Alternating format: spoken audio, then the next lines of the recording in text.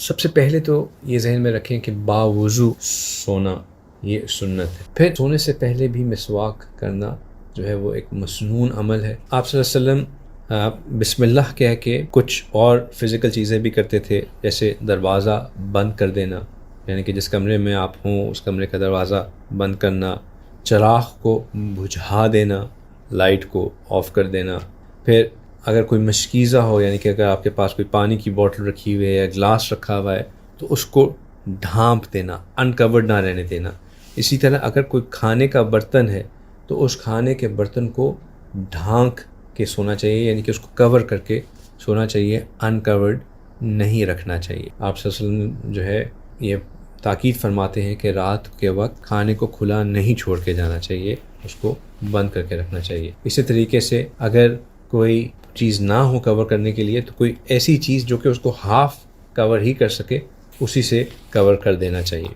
پھر آپ صلی اللہ علیہ وسلم آنکھوں میں 3 سلائی سرما لگا کے سویا کرتے. سوتے وقت اپنے کپڑے بدلنا، یعنی کہ جو دن کے کپڑے ہیں استعمال کے کپڑے، ان کو اپنے رات کے کپڑوں، سونے کے کپڑوں سے مختلف رکھنا. آپ صلی اللہ علیہ وسلم اپنے رات کے کپڑوں کو الگ رکھتے تھے. آپ صلی اللہ علیہ وسلم سونے سے قبل کنگھی فرمایا کرتے تھے. آپ اپنے بالوں کو برش کرتے تھے، کوم کرتے تھے، تو کنگھی کرنا یہ بھی ایک سنت عمل ہے سونے سے پہلے. پھر تکیے پہ سونا یہ بھی مسنون عمل ہے، اور اگر تکیہ جو ہے وہ لیدر کا ہو تو وہ آپ صلی اللہ علیہ وسلم کا تکیہ لیدر کے تکیے پہ بھی آپ صلی اللہ علیہ وسلم نے آرام فرمایا، تو یہ بھی مسنون عمل ہے. آپ صلی اللہ علیہ وسلم جب آرام کے لیے لیٹتے تھے تو آپ اپنی دائیں جانب یعنی کہ رائٹ سائڈ پہ لیٹتے تھے اور قبلہ رخ مطلب اپنا چہرہ قبلہ رخ کرتے تھے. سوتے وقت اس بات کا خیال رکھنا چاہیے کہ ہمارے پاؤں قبلہ رخ نہ ہوں.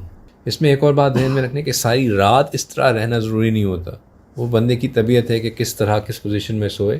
ہاں ابتدا میں اگر اس طرح نیند کے لیے لیٹا جائے اور اس کے بعد بے شک سونے سے پہلے ہی کروٹ بدل بھی لی جائے تو اس میں کوئی گناہ یا کوئی غیر سنت کام نہیں ہے. آپ نے سنت کی نیت سے اپنی انیشل پوزیشن وہ لی سونے کی، اس کے بعد سونے کے لیے اگر کوئی اور ڈیفرنٹ پوزیشن بھی ہو گئی تو اس میں کوئی گناہ نہیں. رات کو پانی کا ساتھ رکھنا، پینے کے پانی کا انتظام کر کے رکھنا، یہ بھی مسنون عمل ہے.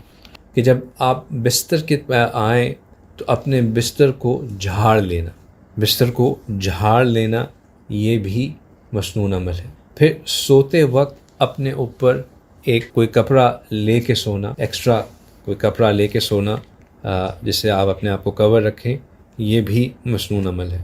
آپ صلی اللہ علیہ وسلم کی عادت طیبہ تھی کہ جب گرمی آتی تو شب جمعہ سے باہر سونا، اور پھر جب سردی آتی تو شب جمعہ سے گھر کے اندر سونا پسند فرماتے. یعنی کہ موسم کی تبدیلی کے ساتھ اگر آپ گھر میں سونے کی جگہ کو تبدیل کریں تو یہ بھی ایک مسنون عمل ہے. کچھ اور باتیں اسی لحاظ سے کہ ایسے گھر میں نہ سویا جائے جہاں پہ روشنی کا بالکل انتظام نہ ہو، تاکہ اگر رات کو کوئی تکلیف پیش آ جائے تو اس کا ازالہ کرنے کے لیے کوئی بات ممکن ہی نہ ہو سکے.